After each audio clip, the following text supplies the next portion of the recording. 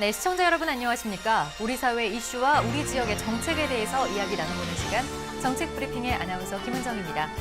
자, 오늘 이 시간에는 대한민국 최초 경제 자유구역의 롤모델을 만들어가고 계신 인천 경제자유구역청의 김진용 청장님과 이야기를 나눠보는 시간 준비해봤습니다. 청장님 반갑습니다. 네, 안녕하세요. 네, 어서 오십시오. 자, 정책 브리핑을 시작하기에 앞서서 준비된 영상부터 함께 만나보시겠습니다.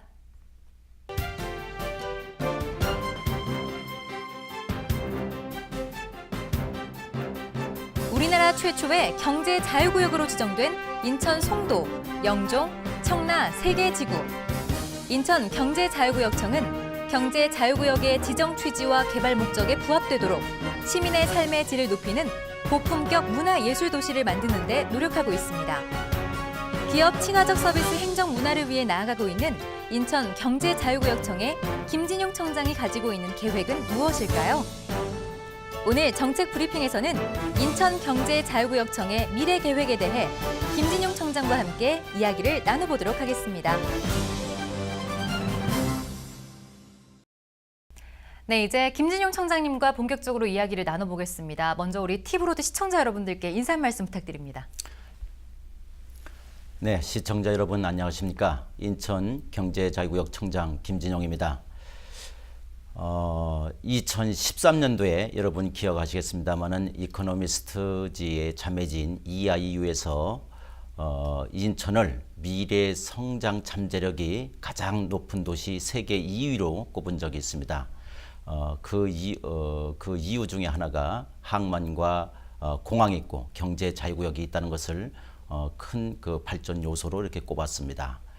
경제 자유구역이 인천의 발전 그리고 대한민국의 발전을 위한 성장 엔진으로서 희망을 우리 시민과 함께 만들어가는 그러한 중추적인 역할을 해나갔으면 하는 마음으로 여러분과 함께 대화를 시작하도록 하겠습니다. 네, 자 오늘 솔직한 답변 부탁드리겠습니다. 네, 네. 자 지난 2003년부터 송도와 영종 또 그리고 청라 이렇게 3개의 지구가 인천경제자유구역청으로 지정이 됐는데요. 인천경제자유구역청이 대체 어떤 일을 하는지 아직 모르시는 분들도 계실 것 같습니다. 네. 자세한 소개를 좀 먼저 부탁드릴게요. 네, 우리가 그 2003년도 8월 11일 날 경제자유구역청으로 최초로 우리나라에서 지정이 됐는데 네. 이것은 이제 기존의 일반 법률을 가지고는 급변하는 세계 정세에 적극적으로 능동적으로 대처하기가 힘들다. 그래서 앞으로 미래의 그 성장 동력을 구축을 하는 그 중추적인 도시로서 이 경제자유구역을 지정을 해서 당시에 이제 큰 문제가 되었던 그 외환 위기를 극복하고 나서 외투 네. 기업들을 끌어들이고 일자리를 창출해서 미래의 먹거리 산업을 만들어낼 수 있는 그런 성장 엔진을 만들어내자라고 하는 취지로 인천경제자유구역을 이렇게 지정을 했습니다. 네, 지난해 10월 그러니까 올해로는 16년째가 되는 거고요. 그렇습니다. 지난해가 인천경제자유구역청 개청 15주년 기념식에서 아이패즈라고 있습니다. 앞으로 나아가야 할 방향인 글로벌 비즈니스 프론티어라는 미래 비전을 제시를 해주셨는데요. 이 부분에 대해서 자세한 설명이 좀 필요할 것 같습니다. 그렇습니다. 우리 그러면 경제자유구역이 인천경제자유구역이 무엇을 목표로 하고 있느냐라고 할 때는 인천이 이제 동부가 중심 비즈니스 중심 도시가 되겠다. 네. 되어야 되겠다라고 하는 것. 또 그렇게 하기 위해서 어떤 교육의 메카, 글로벌 교육의 메카를 만들고 그다음에 4차 산업 혁명 시대를 맞이해서 그러한 어떤 4차 산업 혁명을 선도할 수 있는 그런 기지를 만드는 것이 중요하다라고 하는 것.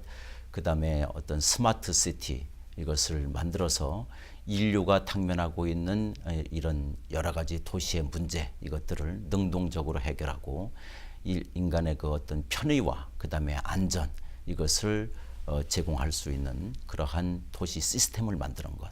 그리고 또 하나가 우리가 이제 그 레저라고 하는 부분 그다음에 특히 이제 우리 영종을 중심으로 해서 복합 리조트가 개발이 되고 있는데 이런 것들을 통해서 어떤 서비스 산업 이런 것들을 통해서 일자리를 많이 창출하고 관광객을 많이 유치하는 것 이런 것을 목표로 하고 있습니다. 자, 그러면 이제 아이패즈라고 부를 수가 있는 이 인천경제자유구역청에 대해서 본격적으로 이야기를 좀 해볼 텐데요. 지난해 아이패즈 투자 유치 실적에서는 좀 괄목할 만한 성적을 거뒀다라고도 평가할 수 있을 것 같습니다. 그렇다면 올해는 어떤 부분에 좀 초점을 맞추실 계획이신지 궁금하거든요. 예, 작년에 이제 우리가 외자를 유치했다고 할 때는 그 기준이 두 가지입니다. 하나는 신고액 기준이고 또 하나는 이제 도착액이거든요. 그러니까 네.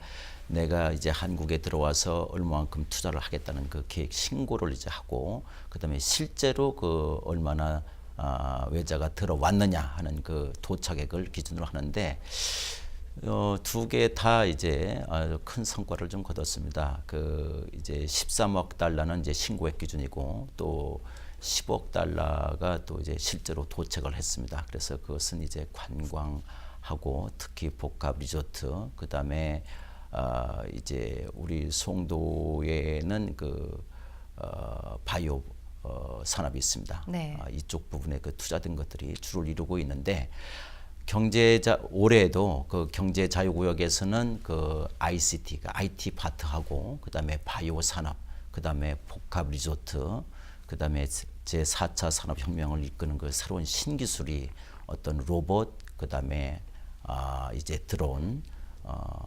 이런 것들을 이제 이런 분야에 이제 많은 그 투자를 유치할 수 있도록 이제 그렇게 노력을 해나갈 계획입니다. 네, 무엇보다 투자 유치가 가장 중요한 방향성이 아닐까라는 생각이 드네요. 예. 자, 현안 해결을 위해서 많이 노력을 하고 계신 걸로 알고 있습니다. 지난해 말 아트센터 인천 개관에 이어서 최근에는 아트센터 2단계 건립도 착수했다고 들었는데요. 사업이 많이 진척이 돼 있는 상태인가요? 예, 그 이제 시민들께서 이제 상당 부분은 또 알고 계시고, 네. 또 이제 한편으로는 우려도 했던 것이, 이제 송도 개발 중에 1309 국제 그 비즈니스 중심 이쪽 그 1309 지역에서는 네.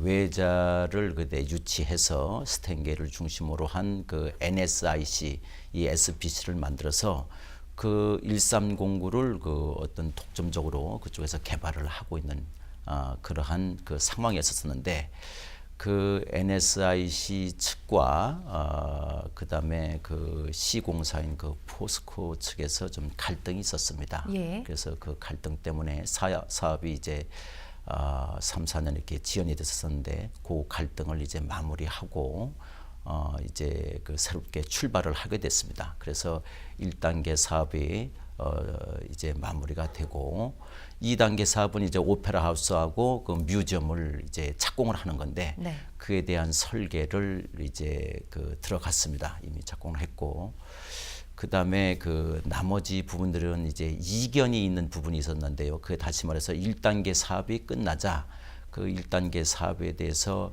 정산 그 결과가 네. 얼마가 남았느냐, 요 그 금액을 가지고 이견이 있었습니다. 그래서 이 부분은 아주 굉장히 회계적으로 그렇고 이제 법적으로도 그렇고 이제 굉장히 복잡한 부분이거든요. 그래서 이 부분을 완전하게 해결해 놓고 나서 2단계 사업을 하는 것이 옳다라고 하는 주장도 있고, 예.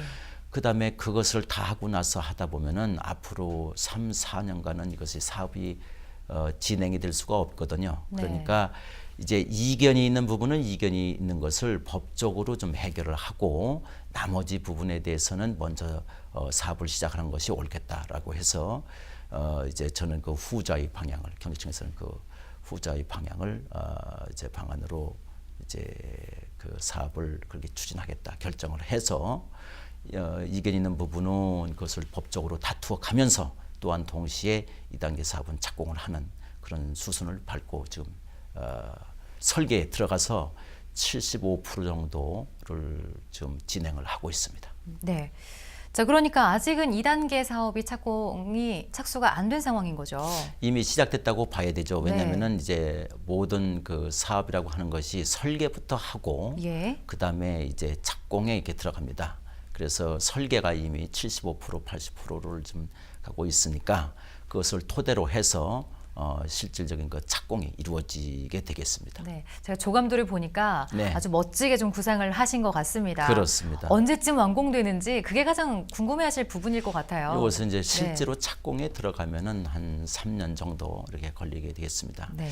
지금 이제 우리가 이와 함께 이제 걱정을 하고 또 고민을 하고 또 해법을 좀 찾아 나가야 될 것은 이에 대한 그 운영의 부분입니다. 그러니까 운영이라고 하는 것은 이제 돈도 돈이지만은 우리가 오페라 하우스를 질 때 이름은 다 누구나 오페라 하우스 진다고 할 때 누구나 환영을 합니다. 그런데 네. 오페라 하우스를 질 때 얼마나 그런 관객이 관람객이 꾸준하게 확보가 될 수 있느냐, 이것도 굉장히 큰 걱정거리거든요. 그리고 특히 많은 분들이 얘기하기를 그 인천의 어떤 문화예술을 향유하는 그런 소비자층, 이 층이 사실상은 그 얇습니다. 네. 그러니까 이것을 어떻게 좀 더 두텁게, 그리고 이것을 더 좀 이렇게 넓혀 나가느냐, 이런 것도 우리가 지금부터 해 나가야 될 그런 과제라고 생각을 합니다.